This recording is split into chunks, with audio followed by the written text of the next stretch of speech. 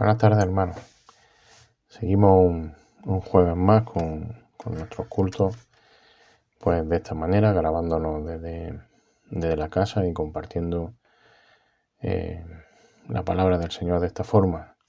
Nos gustaría, pues, recuperar todas nuestras reuniones y tener también los jueves, pues, los cultos en nuestra iglesia y poder orar todos juntos de forma cercana. Pero bueno, todos somos conscientes de la situación y las noticias. Hoy en día hay facilidad para ver las noticias en segundos y todos sabemos cómo todavía pues sigue siendo difícil. No terminamos de progresar con el asunto de la pandemia y del virus. Y bueno, pues todavía tenemos que seguir siendo algo prudentes.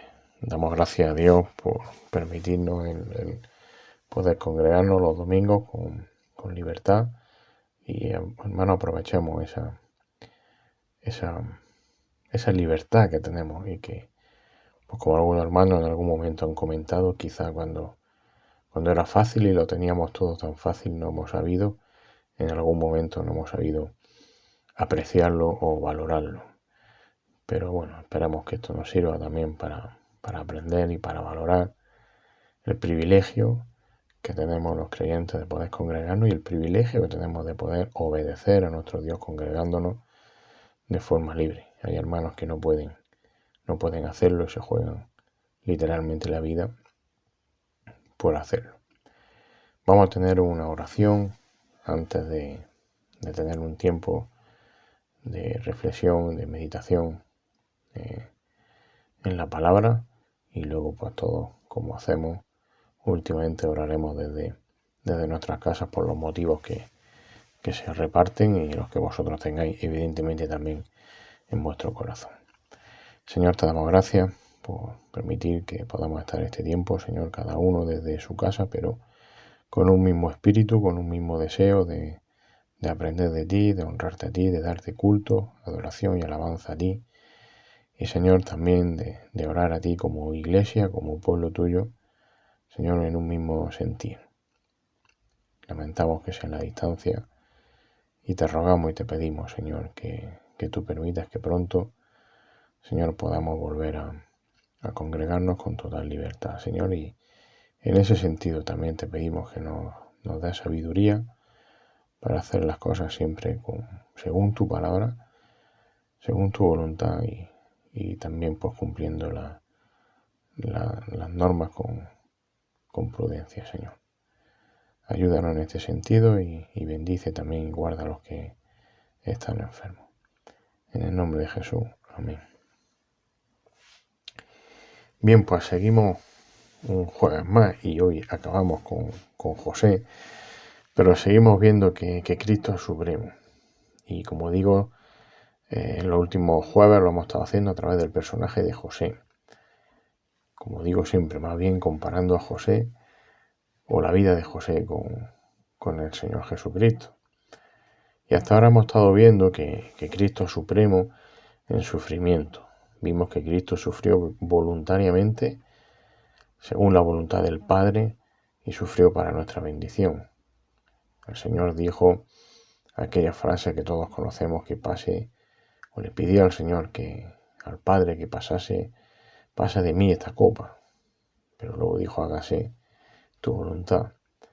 También vimos que Cristo es supremo porque confió y porque se sometió en todo momento a esa voluntad perfecta del Padre. Él dijo, hágase tu voluntad, y la hizo. Cristo también es supremo, hemos visto a través o ayudándonos de José, que Cristo es supremo en humillación, porque aun siendo el Dios todopoderoso, perfecto Dios, con todos sus atributos, en perfecta naturaleza de Dios, Cristo se despojó a sí mismo de esa naturaleza con el propósito de glorificar al Padre en todo, y se hizo hombre para sufrir, para ser humillado, para obedecer y para morir por nosotros. Vimos el último día que Cristo es supremo porque también Él es la revelación perfecta de Dios. Él es la imagen perfecta. Si vemos a Cristo, estamos viendo a Dios. El Señor dijo: yo y el Padre uno somos. Por eso Cristo es supremo.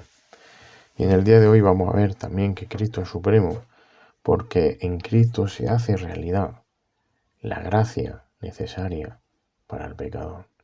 En Cristo se hace realidad la gracia que necesitamos para ser salvos. La gracia que Dios derrama, que nos da, a través de la fe que pone en nosotros para poder ser salvos.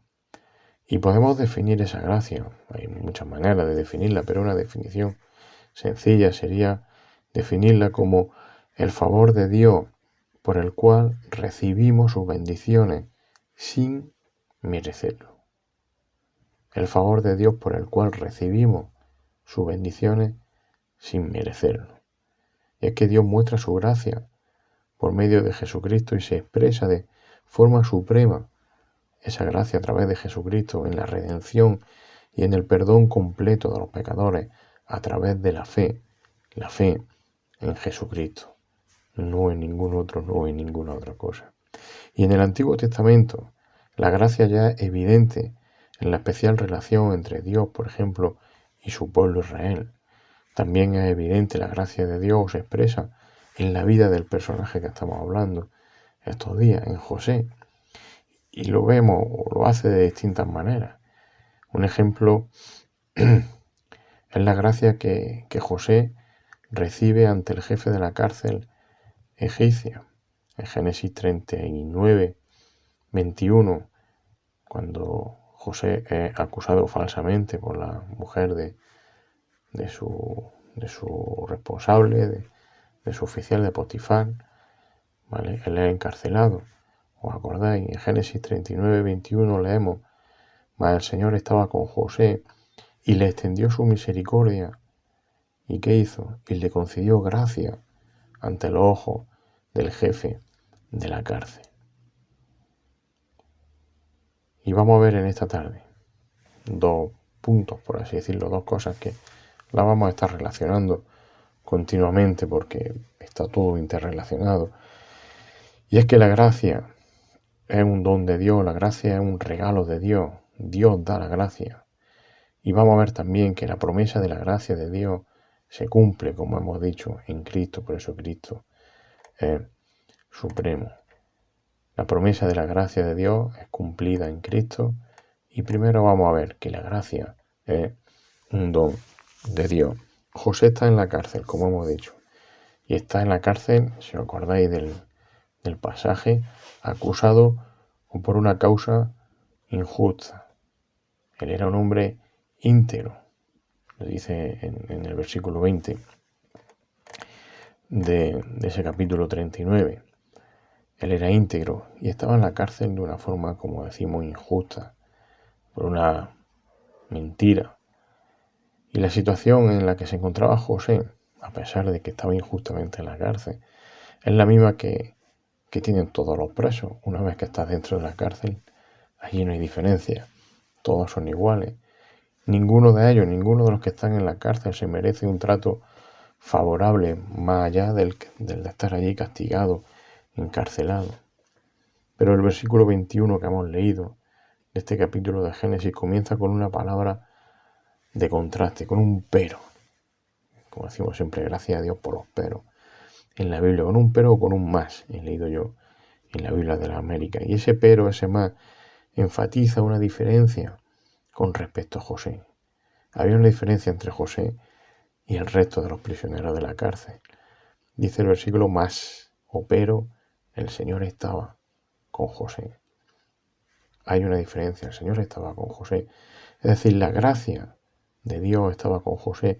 La gracia viene de Dios. Dios le estaba proporcionando su gracia a José. Y la gracia no es una cosa que se alcanza por los méritos del hombre. Lo sabemos. La gracia se manifiesta en la presencia de Dios, haciendo un contraste entre lo que merecemos y lo que realmente recibimos. ¿Qué quiere decir esto? Muy sencillo, que la gracia es inmerecida. Cuando merecemos una cosa, Dios nos da lo contrario. Por eso es inmerecida o como dicen algunos hermanos, desmerecida.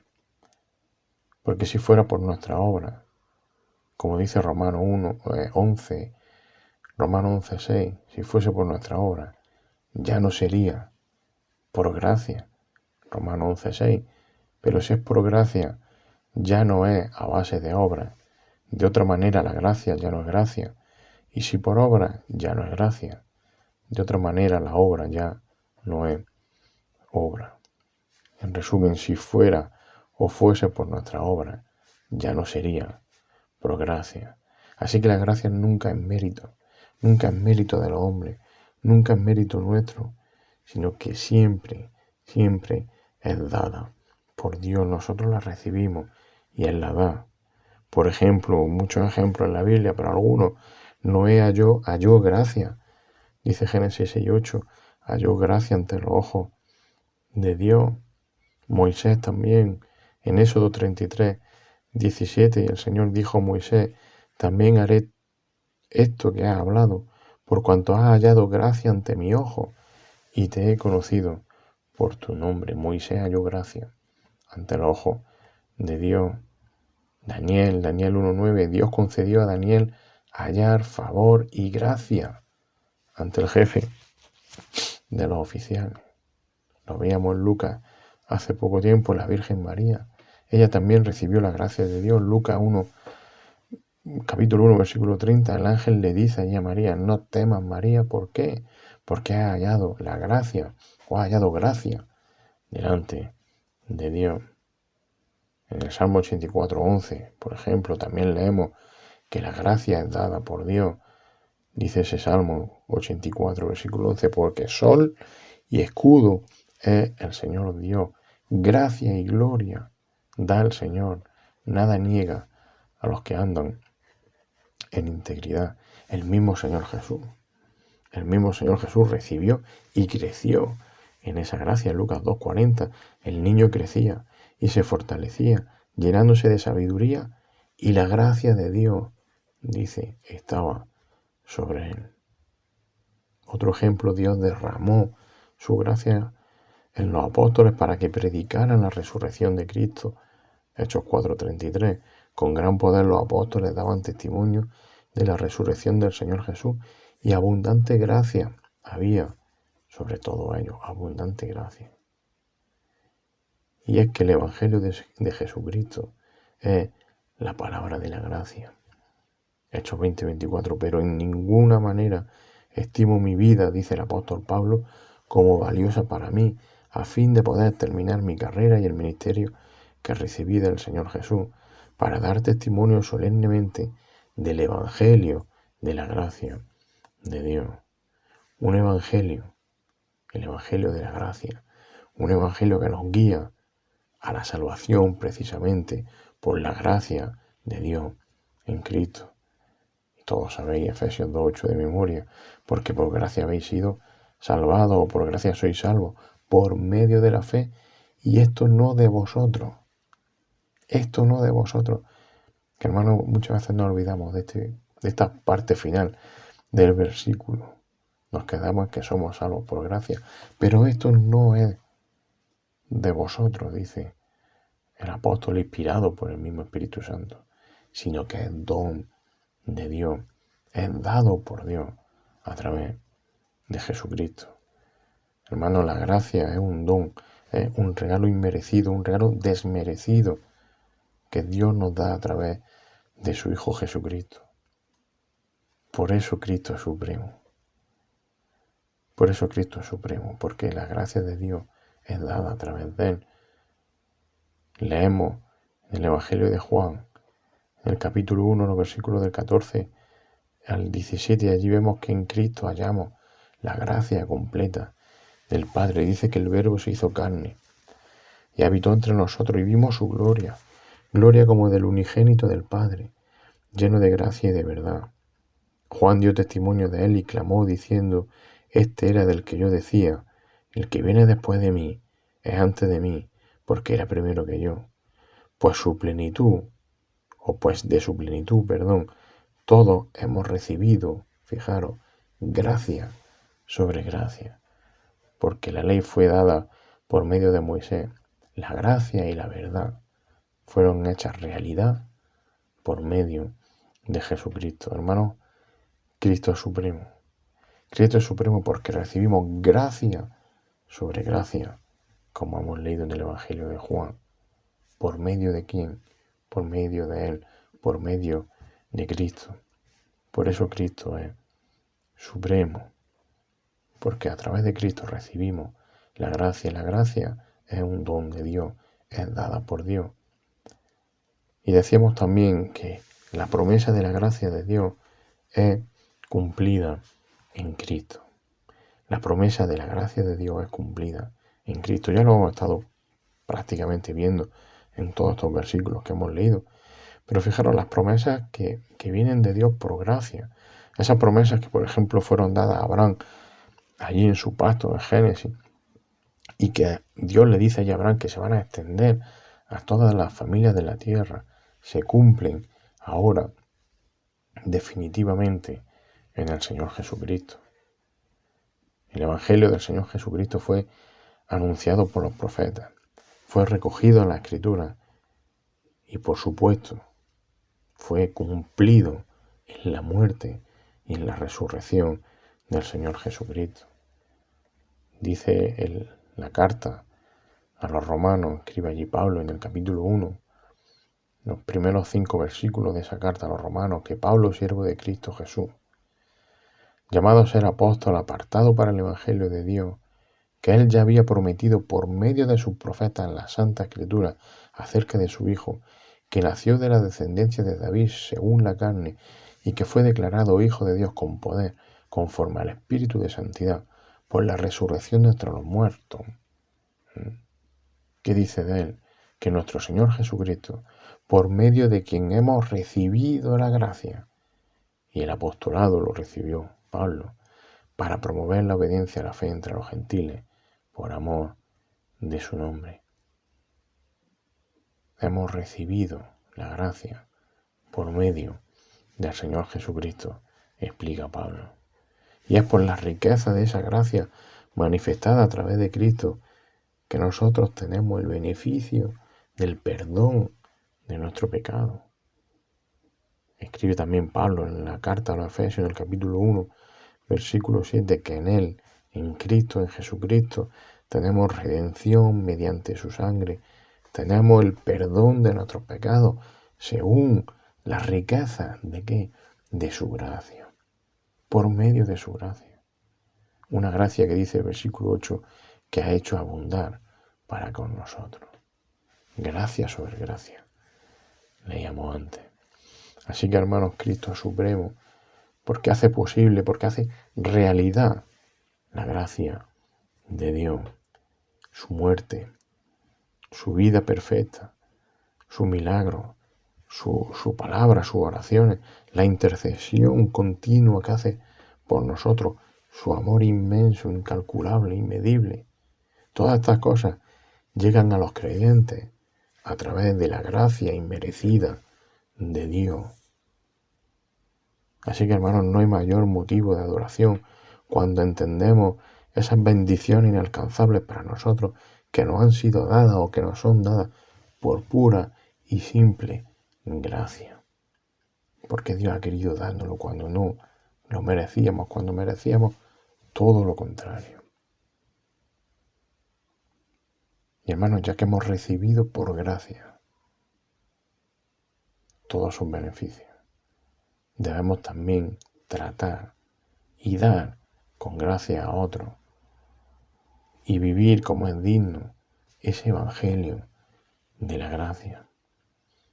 Es lo que el Señor nos llama. Si hemos recibido todo por gracia, vivamos a través de esa gracia. Demostremos gracia hacia otros. Porque Cristo ofrece salvación y la sigue ofreciendo hoy en día.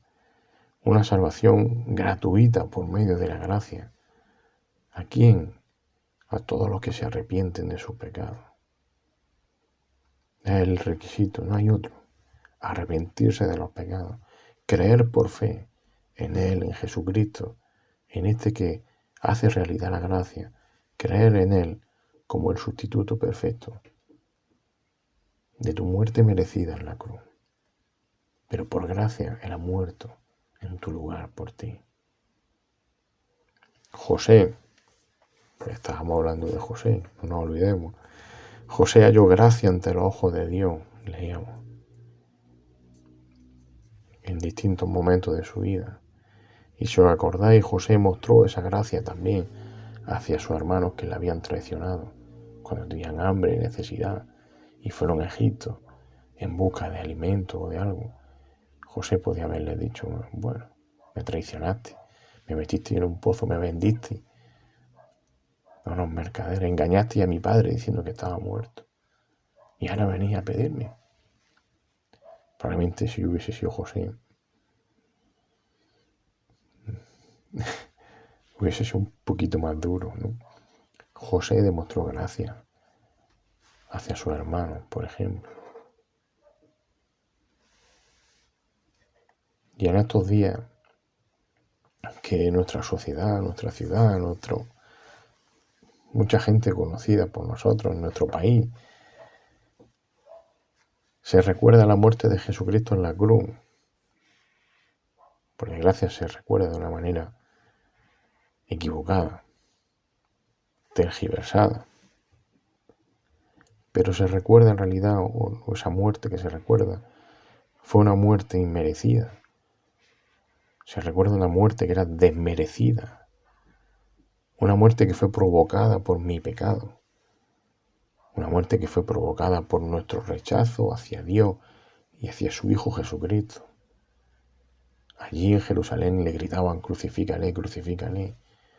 Y hoy en día las personas miran hacia otro lado. Niegan a Dios, rechazan a Dios, se ríen de Dios. Sin embargo, a pesar de ello, Dios, por gracia, por su gracia, ha hecho posible el perdón de nuestro pecado mediante la muerte de su Hijo perfecto en la cruz del Calvario. Por eso Cristo es supremo, porque en Él, en Cristo, se hace en realidad la gracia de Dios. Por la gracia en Cristo Dios quitó la muerte. Y además de quitar la muerte, trajo luz, sacó la luz, trajo la vida y trajo la inmortalidad a todos aquellos que creen en Él con fe y se arrepienten de su pecado, como había prometido que iba a hacer desde antes de los tiempos y como manifestó luego también con la aparición, con la venida a la tierra del Señor Jesucristo y con su muerte expiatoria en la cruz del Calvario, una muerte inmerecida, un sacrificio lleno de humillación y de dolor, inmerecido y desmerecido, con el máximo dolor tanto físico como mental, pero por amor, por gracia, hacia los que le rechazábamos. Ese es el amor de Dios, esa es la gracia de Dios hacia el hombre, hacia su Hijo. Una gracia manifestada, como he dicho, en la aparición del Señor Jesucristo, en la venida del Señor Jesucristo. Terminamos con unos versículos de la segunda carta de Pablo a Timoteo, en el capítulo 1, que reflejan esto. Segunda carta de Pablo a Timoteo, capítulo 1, versículo 8. Dice allí Pablo que por tanto, y esta debe ser la aplicación para nosotros en nuestra vida, no te avergüences del testimonio de nuestro Señor. Dice Pablo, ni de mí, prisionero suyo. Y le dice a Timoteo, sino participa conmigo en las aflicciones por el Evangelio según el poder de Dios.